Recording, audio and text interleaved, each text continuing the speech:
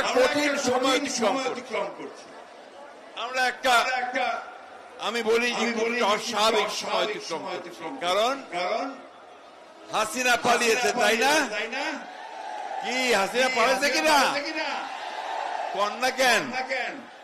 হাসিনা পলাইছে, কিন্তু তার প্রেতাত্মারা এখনো আছে। তারা এখনো ষড়যন্ত্র করছে বাংলাদেশে আবার তাদের রাজত্ব প্রতিষ্ঠা করবার। পারবে নাকি বন্ধুগণ? আমাদের তরুণদের সামনে তারা টিকে থাকতে পারবে? তাদের ষড়যন্ত্র চক্রান্ত কি সফল হবে? হবে না বন্ধুগণ।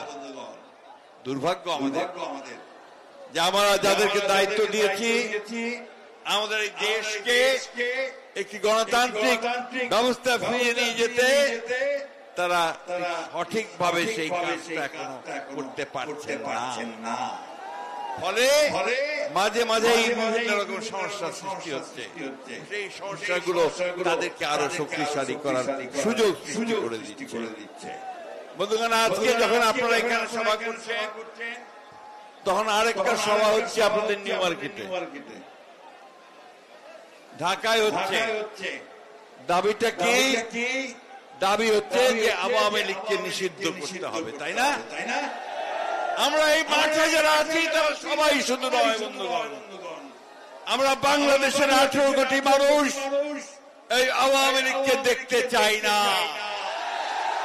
কারণ এই আওয়ামী লীগ বাংলাদেশ স্বাধীন হওয়ার পর থেকেই তাই বাংলাদেশের মানুষের উপর নির্যাতন করে এসেছে, গণতন্ত্রকে ধ্বংস করেছে, একদলীয় শাসন ব্যবস্থা বাকশাল প্রতিষ্ঠা করেছে।